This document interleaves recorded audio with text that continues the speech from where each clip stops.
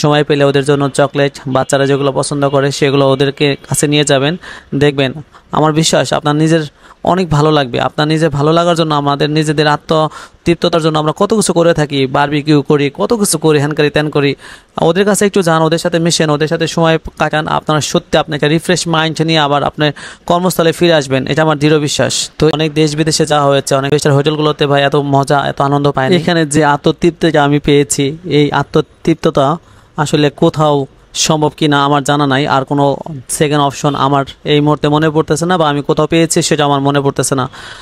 আসসালামু আলাইকুম সুপ্রিয় দর্শক, আমি আসছি আজকে পোবাইল রহমানিয়া ইতিমখানা এবং হাফেজিয়া মাদ্রাসায় ইতিম শিশুদের সাথে আমরা লাঞ্চ করতে চলে আসছি।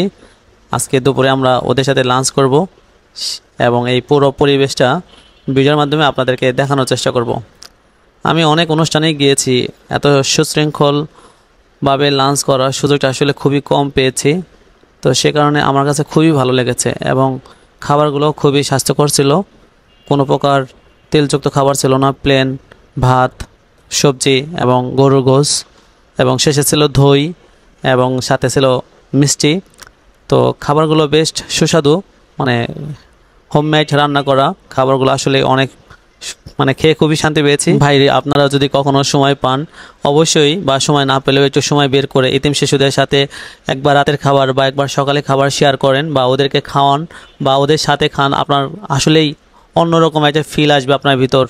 তো হুজুর সবার উদ্দেশ্যে দোয়া করার জন্য বিভিন্ন দোয়া পড়তেছে। তো কিছুক্ষণের সময়ের মধ্যে আর কি হুজুর সবার উদ্দেশ্যে দোয়া করবেন। তবে আমার লাইফে এটা একটা অন্যরকম একটা মুহূর্ত। অনেক দেশ বিদেশে যাওয়া হয়েছে, অনেক 5 স্টারে যাওয়া হয়েছে, বাট 5 স্টার হোটেলগুলোতে ভাই এত মজা, এত আনন্দ পাই। এখানে যে আত্মতৃপ্তিটা আমি পেয়েছি, এই আত্মতৃপ্ততা আসলে কোথাও সম্ভব কি না আমার জানা নাই। আর কোনো সেকেন্ড অপশন আমার এই মুহূর্তে মনে পড়তেছে না, বা আমি কোথাও পেয়েছি সেটা আমার মনে পড়তেছে না। আসলে ওরা অনেক কোমলমতি, ওদের কাছে এসে আমার সত্যি ভীষণ ভালো লেগেছে। সবার জন্য চকলেট দেওয়া হচ্ছে। চকলেটগুলো পেয়ে বাচ্চারা যে কি পরিমাণ খুশি হয়েছিল, আসলে সেটা আপনারা যদি নিজ চোখে না দেখেন কখনো এটা বোঝা যাবে না। সময় পেলে ওদের জন্য চকলেট, বাচ্চারা যেগুলো পছন্দ করে সেগুলো ওদেরকে কাছে নিয়ে যাবেন।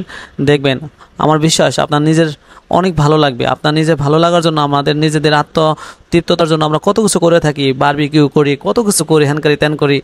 ওদের কাছে একটু যান, ওদের সাথে মিশেন, ওদের সাথে সময় কাটান। আপনারা সত্যি আপনাকে রিফ্রেশ মাইন্ড নিয়ে আবার আপনার কর্মস্থলে ফিরে আসবেন, এটা আমার দৃঢ় বিশ্বাস। তো এই ইতিমখানা শিশুদের প্রতি কোনো প্রকার শারীরিক শাস্তি এবং অবমাননাকর, মানে শাস্তি বা শ্রম, এগুলো কিন্তু টোটালি আইনগত শাস্তিযোগ্য অপরাধ। এটা কোনো মাদ্রাসার ইতিমখানায় এগুলো যেন না করা হয়। তবে আমি একটা জিনিস খুবই কষ্ট পেয়েছি, যে যে মিষ্টি দেওয়া হচ্ছে আর দই দেওয়া হচ্ছে, আমাদের খাওয়া শেষ হয়ে গেছিলো, মানে আমরা কিন্তু সবাই মিষ্টি দই খেয়েছি, কারণ এগুলো আমাদের খাবারের সাথে ইনক্লুড ছিল। কিন্তু যাদের এই উদ্দেশ্যে করা, বাচ্চাদের উদ্দেশ্যে এই আয়োজনটা করা, কিন্তু সেই বাচ্চাদেরই কিন্তু আপনার মিষ্টি এবং দই দেওয়া হয়েছিল না, ওটা আলাদা প্যাকেট করে আলাদা রেখে দেওয়া হয়েছিল।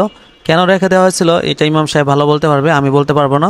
পরে যেটা চোখে পড়ার পর আমরা আবার সেটা বলার পর তারা আবার শিশুদের মাঝে বিতরণ করেছে। তো বিষয়টা আমার কাছে একদমই আসলে ভালো লাগেনি।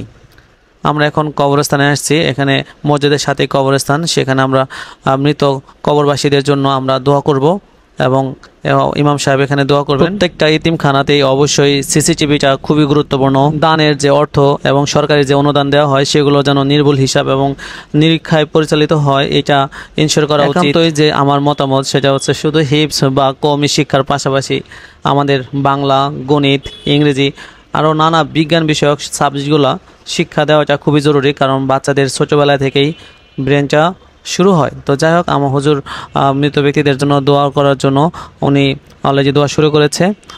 তো আমরা মরে যাব।